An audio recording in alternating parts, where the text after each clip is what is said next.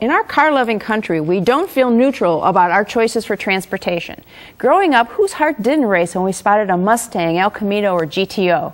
We all had designs on which car we'd pick. And now we're going to hear about the designers who inspired these innovative vehicles.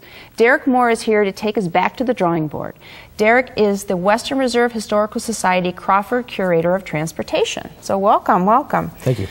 So these are classic cars. How did the design for these cars get into first gear? Well, every major company, auto company, had designers they hired from, art institutions across the country. And they were typically assigned to design either styling changes or full concept vehicles. And, turn those into the executives for approval.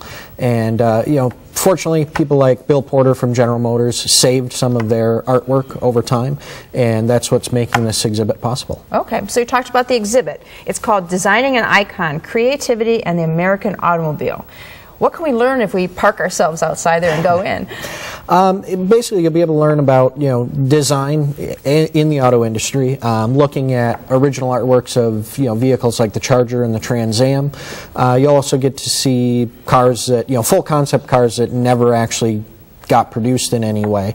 Really you get to see how much time and effort and care that the designers took in actually styling these vehicles for the companies. Okay, so they were proposing things. Were there changes then made to the sketches along the way?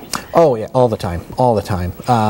Some of the sketches you can see just rough sketches that they did that eventually turned into something else.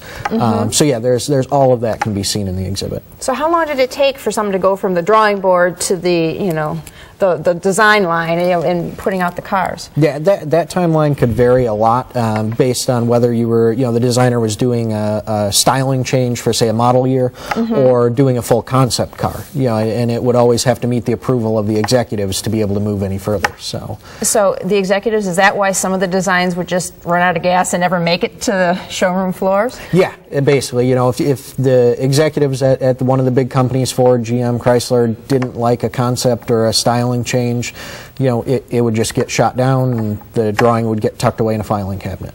But they saved them for this exhibit, I understand, so that's a good thing. And I know auto lovers are going to love seeing these sketches and what the cars in their minds were like.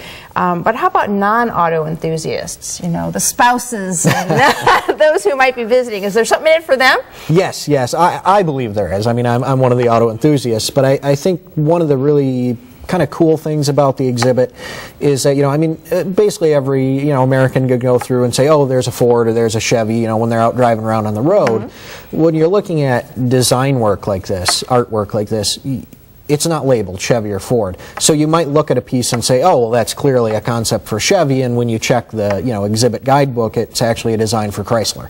So it kind of gives you that well, what if the company had done this, or would they look more like a Chevy, or something like that. Okay, well, that sounds great. So what we want our viewers to do is grab the keys and drive over to this exhibit before June 29th when it hits the road. My thanks to Derek Moore for showing us what's under the hood in auto design. Thank you. To learn more, call the Western Reserve Historical Society at 216-721-5722. Or click to www.wrhs.org. Next, celebrate summer with a sunny smile.